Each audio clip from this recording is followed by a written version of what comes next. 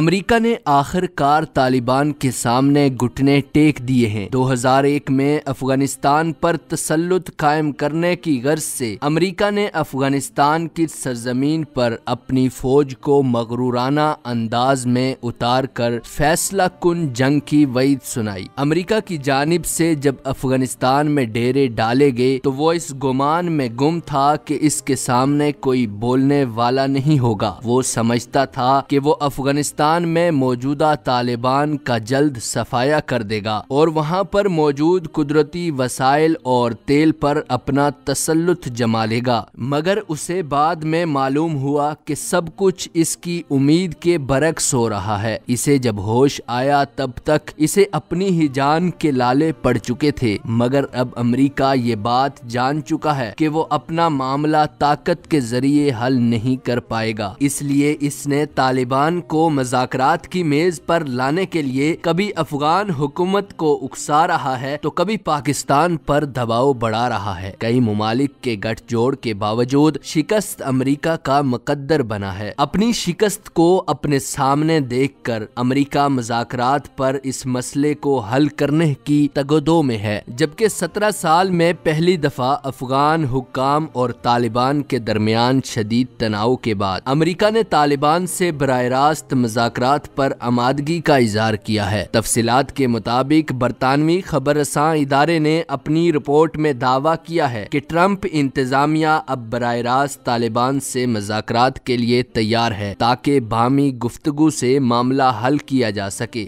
Report کے مطابق افغانستان میں موجود امریکی فوج کے سربراہ جنرل جان نے اپنے ایک بیان میں اس بات کی تصدیق کی ہے کہ امریکہ طالبان سے براہ راست مذاکرات کرنے کے لیے تیار ہے۔ جنرل جان کی جانب سے یہ بیان ایک ایسے وقت میں سامنے آیا جب افغان حکومت بھی طالبان کے ساتھ امن مذاکرات کے عمل کو آگے بڑھانے کے لیے سفارتی کوششیں کر رہی ہے۔ قبل ازیں متعدد بار طالبان نے امریکہ سے براہ راست مذاکرات پر آمادگی کا اظہار کیا تھا، لیکن امریکہ کی ہمیشہ خواہش رہی ہے کہ طالبان کے ساتھ مذاکرات افغان حکام کرے، جبکہ اب امریکہ کی جانب سے اہم فیصلہ آیا ہے۔ طالبان افغان حکومت کو غیر ملکی کٹ پتلی قرار دیتے ہوئے اس کے ساتھ مذاکرات کے امکان کو مسترد کرتے آئے ہیں، اور ان کا موقف رہا ہے کہ وہ افغانستان میں لڑائی روکنے اور قیام امن کے لیے وہ صرف امریکہ اور اس کے نیٹو اتحادیوں سے ہی بات چیت کر سکتے ہیں، جبکہ امریکہ کا موقف تھا کہ اگر طالبان مفاہمتی عمل میں شامل ہونا چاہتے ہیں تو وہ پہلے کابل حکومت سے مذاکرات کریں، جبکہ طالبان کی جانب سے امریکی فوجیوں کے افغانستان سے انخلاء کے مطالبے کو مسترد کرتے ہوئے امریکہ کا کہنا تھا کہ ملک کو مستحکم کرنے تک امریکی فوجی وہاں رہیں گے، لیکن حقیقت یہ ہے کہ اب امریکہ افغانستان سے کسی بھی طریقے پر راہ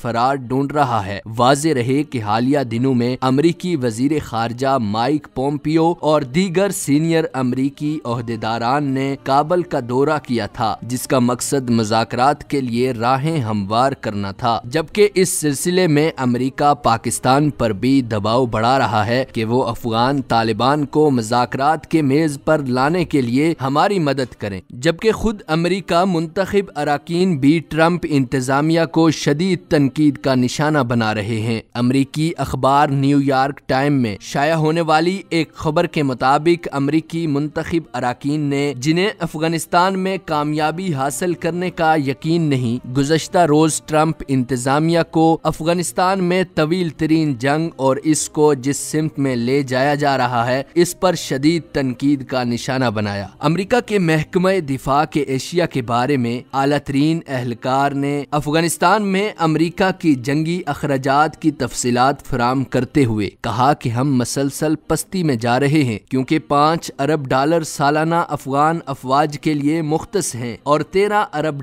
افغانستان میں موجود امریکی فوجیوں کے اخراجات ہیں، باقی اخراجات رسید پر آتے ہیں، جبکہ افغانستان کی معاشی ترقی کے لیے 78 کروڑ صرف کیے جاتے ہیں۔ افغان جنگ سن 2010 اور سن 2012 میں جب اپنے عروج پر تھی، اس وقت جنگی اخراجات اس سے کئی زیادہ تھے۔ اس دوران افغانستان میں امریکہ کے 1 لاکھ سے زیادہ فوجی تعینات تھے اور ان پر مجموعی طور پر 100 ارب ڈالر سے زیادہ کے اخراجات آ رہے تھے۔ اس وقت مجموعی طور پر 16,000 امریکی فوجی افغانستان میں موجود ہیں۔ ریپبلکن سینیٹر رینڈ پال نے کہا کہ کروڑوں اربوں ڈالر ضائع کیے جا رہے ہیں۔ انہوں نے مزید کہا کہ ہم ایک کھائی میں پھنس گئے ہیں اور اس سے نکلنے کی بھی کوئی صورت نظر نہیں آتی۔